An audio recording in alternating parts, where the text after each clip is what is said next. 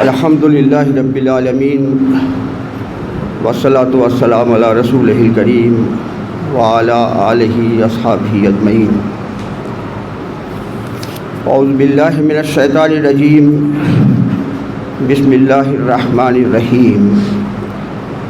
یا ایھا الذین آمنوا کتب علیکم الصیام کما کتب علی الذین من قبلکم لعلکم تتقون۔ صدق اللہ العلی العظیم۔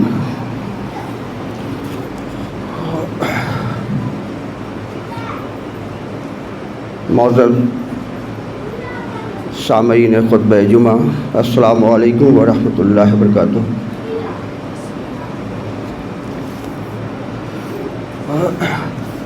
شعبان کا مہینہ اب ختم ہونے کو ہے، اور ایک ایسا مہینہ اب ہمارے سامنے آ رہا ہے جو رمضان کا مہینہ ہے، اور اس میں اللہ تعالیٰ نے ایک مہینے کا روزہ ہر ایمان والوں پر فرض کیا ہے۔ سب لوگ جانتے ہیں، سنتے آ رہے ہیں، ہر واعظ و تقریر میں اس کے متعلق جو ہے شعبان کے مہینے میں بھی سنا ہوگا۔ لیکن اللہ تعالیٰ قرآن مجید میں فرماتا ہے کہ یہ روزہ جو تم پر فرض کیا گیا ہے، تم سے پہلے امت پر بھی اس کو فرض کیا گیا تھا، اور روزے کا مقصد اللہ تعالیٰ بتاتا ہے کہ لعلکم تتقون، تاکہ تمہارے اندر تقوی کی صفت پیدا ہو۔ روزے کا جو اصل مقصد ہے وہ تقوی پیدا کرنا ہے۔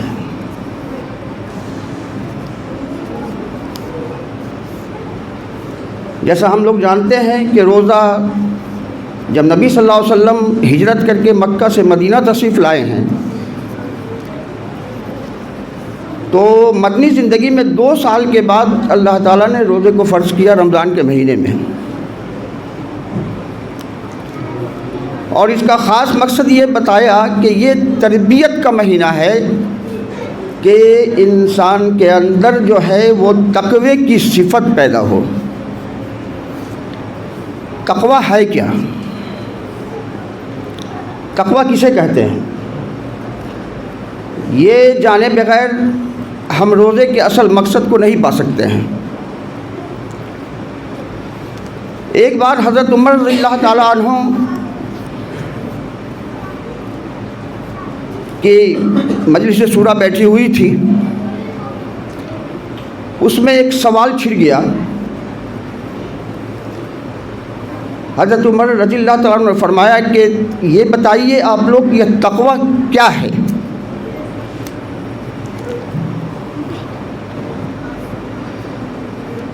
تمام صحابہ نے اپنے اپنے طور پر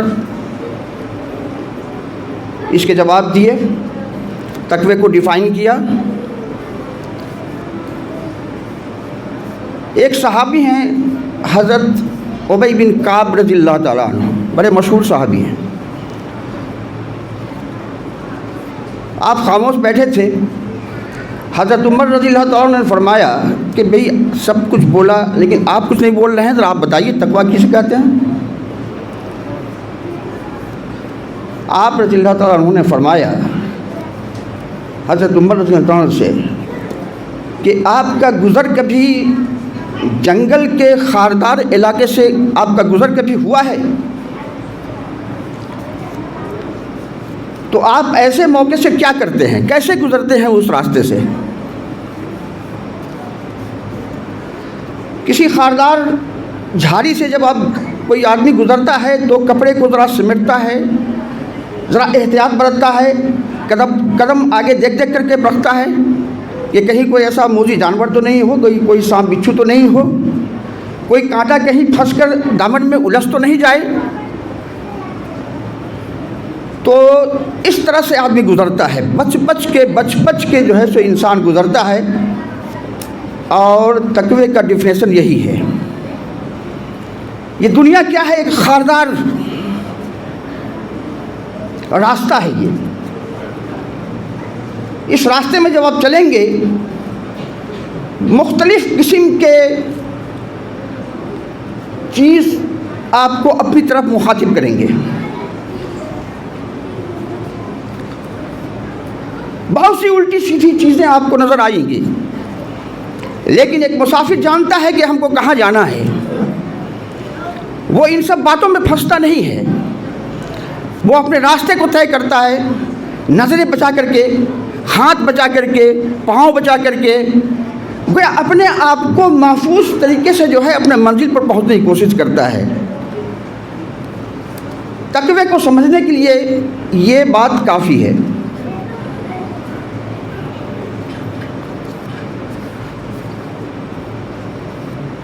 آدمی کہتا ہے نا کہ بھائی فلاں آدمی بہت نماز پڑھتا ہے، بہت روزے رکھتا ہے، بہت زکوٰۃ دیتا ہے، بہت خیرات کرتا ہے، لیکن کیا اس کے اندر حلال اور حرام کی تمیز بھی ہے؟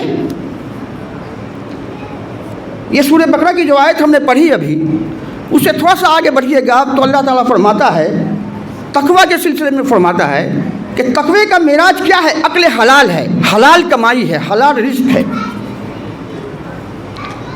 اگر انسان حلال طریقے سے کما رہا ہے، حلال طریقے سے کمانے کا مطلب یہ ہے کہ جو اللہ تعالیٰ نے جو مطلب یہ ہے کہ سرکل آپ کو کھینچ دیا ہے، جو احکامات آپ کو بتا دیے ہیں روزی کے سلسلے میں کہ کیسے حاصل کرنا ہے اور اس کو کیسے خرچ کرنا ہے، ایک لمیٹیشن اللہ تعالیٰ نے بتا دیا ہے. اب اس لمیٹیشن کے اندر آپ اگر رزق حاصل کر رہے ہیں تو وہ آپ کے لیے حلال ہے، لیکن اس لائن کو اگر آپ نے توڑا، اب توڑ کر کے رزق حاصل کرنا شروع کیا تو وہ حرام ہو گیا. یہ ساری چیزیں آ گئیں اس میں. یہ پیسہ ہی کوڑی سے متعلق نہیں ہے.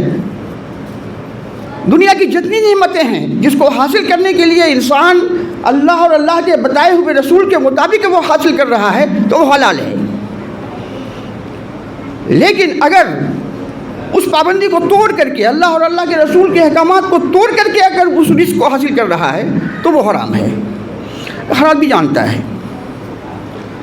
تو آدمی کہتا ہے نا کہ فلاں آدمی بہت نیک ہے، ارے اس سے کبھی کوئی گناہ نہیں ہوتا ہے. تو یہاں ایک خوشخبری بھی آپ کے سامنے ہے. متقی ہونے کا مطلب یہ نہیں ہے کہ آدمی فرشتہ بن جائے.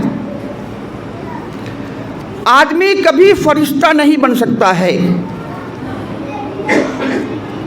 اور نہ آدمی کبھی پیغمبر بن سکتا ہے، رسول بن سکتا ہے. اب یہ دو چیز سمجھ لیجیے اچھی طرح سے.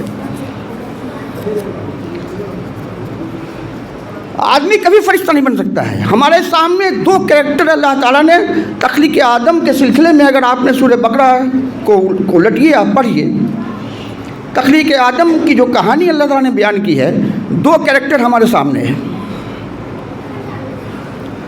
ایک کریکٹر تو آدم علیہ السلام کا ہے اور ایک کریکٹر ابلیس کا ہے. یہ دو کریکٹر شروع میں ہی اللہ تعالیٰ نے لوگوں کو بتا دیا ہے تاکہ لوگوں کے اندر غلط فہمی پیدا نہیں ہو اور لوگ مایوس نہیں ہو کہ بھائی ہم تو بہت گنہ گار ہیں، ہم کیا کریں، اب تو اتنا گناہ ہو گیا کہ اللہ تعالیٰ اب ہم کو معاف نہیں کرے گا، ہماری بخشائش نہیں ہوگی. یہ سوچ کر آپ مایوس نہیں ہو. اس کے لیے دو کریکٹر آپ کے سامنے رکھ دیا اللہ تعالیٰ نے. آپ جانتے ہیں کہ حضرت آدم علیہ السلام کی جو تخلیق ہوئی مٹی سے ہوئی، پھر آپ کے پتلی سے ہوا کو نکالا، دونوں کو کہا کہ آپ جنت میں رہیے، آپ لوگ عیش کیجئے، مزے سے کھائیے پیجئے، لیکن فلاں درخت کے پاس آپ نہیں جائیے گا، اس کا پھل نہیں کھائیے گا. منع کر دیا ایک درخت کے لیے. آدم علیہ السلام کو شیطان نے بہکا دیا.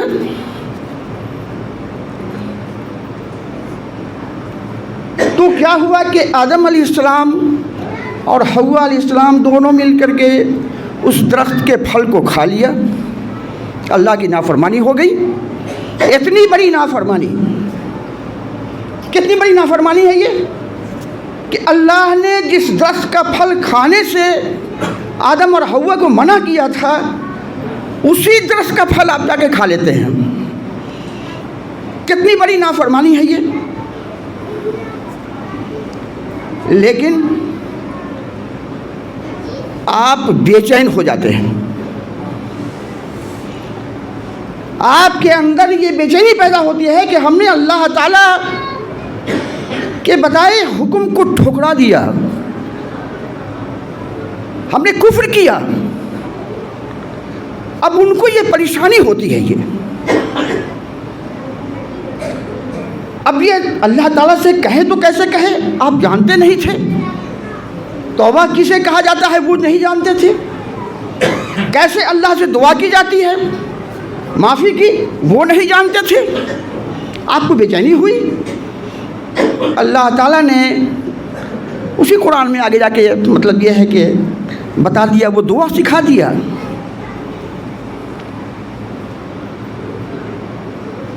اور اس دعا کو جو ہے سو آدم علیہ السلام نے پڑھا, اللہ تعالیٰ کے سامنے گر گرائے, معافی مانگے.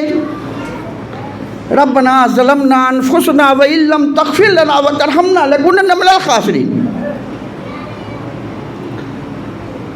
اے اللہ ہم نے اپنے اوپر ظلم کیا ہے. جب آدمی کوئی کفر کرتا ہے, جب کوئی گناہ کرتا ہے تو اللہ کا کچھ نہیں بگاڑتا, وہ اپنے اوپر ظلم کرتا ہے وہ. اور یہ احساس ندامت ان کو ہوئی. آپ نے اللہ کے بتائے ہوئے دعا کو پڑھا, اللہ سے مغفرت طلب کیا, معافی طلب کیا, اور اللہ تعالیٰ نے ان کو معاف کر دیا اور پیغمبر بنا دیا. دیکھ لیجئے کتنا بڑا گناہ.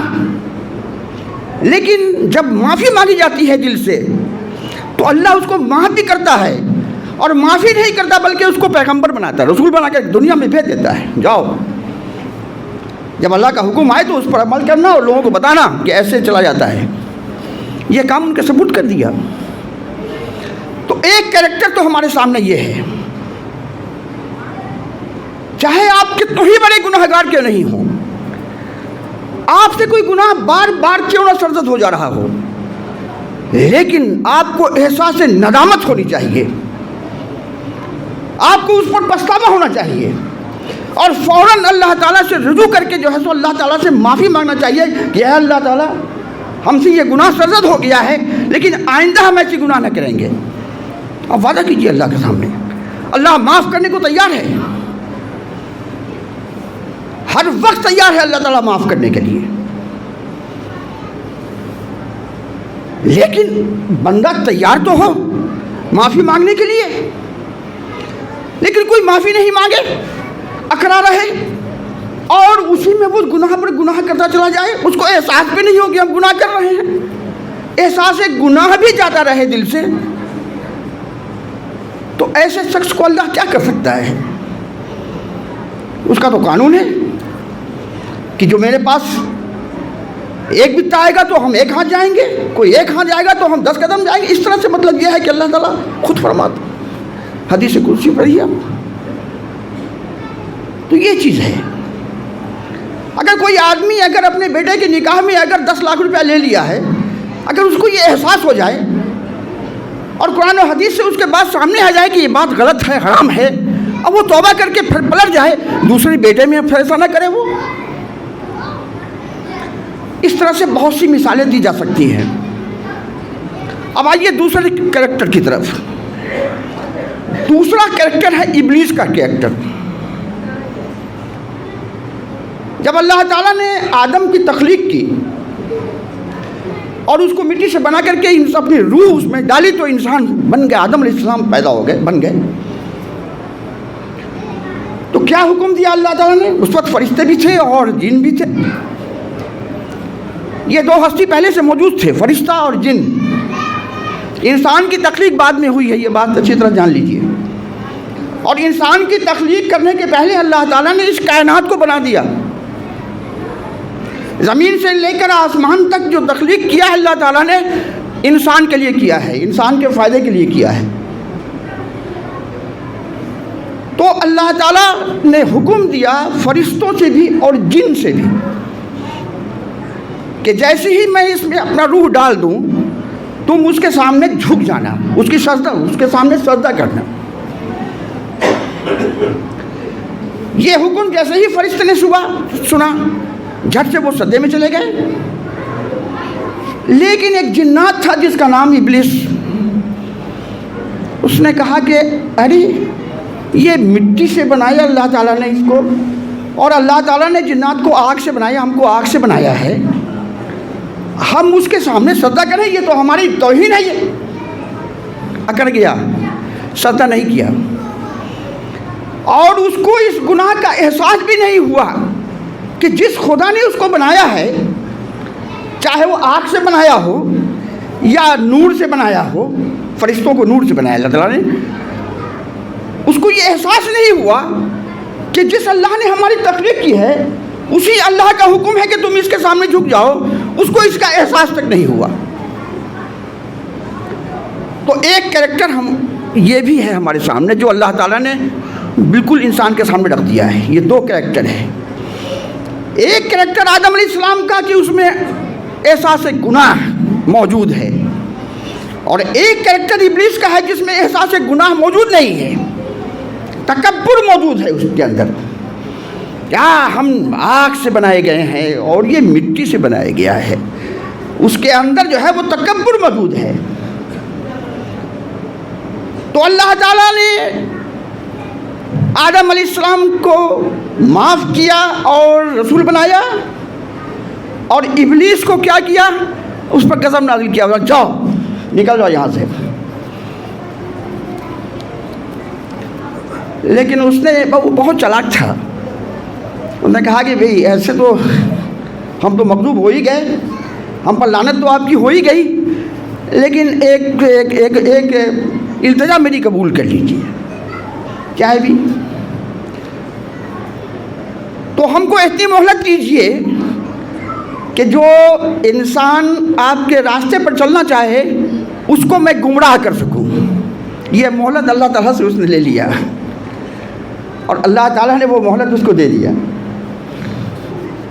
اب اس کا کام جو ہے، اس کی ضروریات کا کام یہی ہے کہ وہ قیامت تک جو ہے وہ انسان کو جو اللہ کے راستے پر چلنا چاہتا ہو اس کو وہ بھٹکاتا رہے گا، اس کے دل کے اندر یہ بات پیدا کرتا رہے گا، ارے بیٹے کو تم نے پڑھایا، MBBS ڈاکٹر بنایا ہے، انجینئر بنایا ہے، اتنے پیسے تم نے اس کے راستے میں لگایا ہے، کیا اس کی شادی تم ایک ایسے بیٹی سے کر دو گے جس کے ہاں سے تم کو کچھ ملنے کی امید نہیں ہے؟ وہ بھاگتا رہے گا، اور انسان بھاگتا رہے گا، جس کے اندر گناہ کا احساس نہیں ہوگا وہ بھاگتا رہے گا۔ تو یہ دو کریکٹر ہمارے سامنے رہنا چاہیے، اور اسی دو کریکٹر کو پیدا کرنے کے لیے جو ہے اللہ تعالیٰ نے اس روزے کو ہمارے اوپر فرض کیا ہے۔ روزے کو اس حیثیت سے دیکھیے آپ، روزہ یہ نہیں ہے کہ دن بھر ہم بھوکے پیاسے رہ جائیں،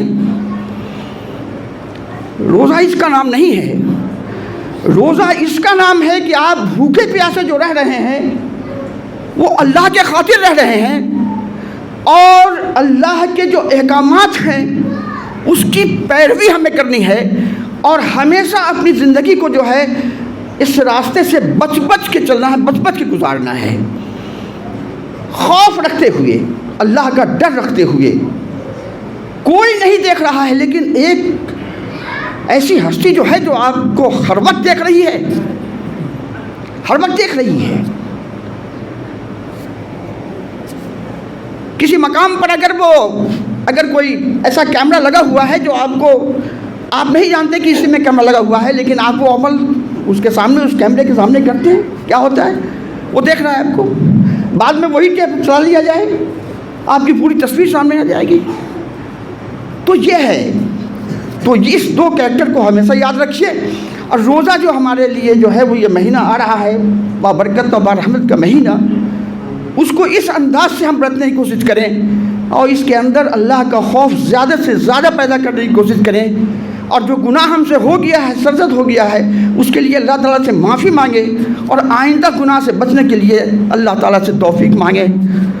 امید ہے کہ اگر ایسا ہم کریں گے تو ہمارا روزہ ہوگا، اور ہمارے اندر روزے کے بعد بھی وہ تقوی کی کیفیت پیدا ہوگی، اور نہیں تو پھر اس انداز سے اگر ہم نہیں کرتے ہیں، اگر اس کو نہیں برتتے ہیں تو یہ سال و سال جاتا رہے گا، ہماری کیفیت وہی رہے گی جو روزے کے پہلے تھی۔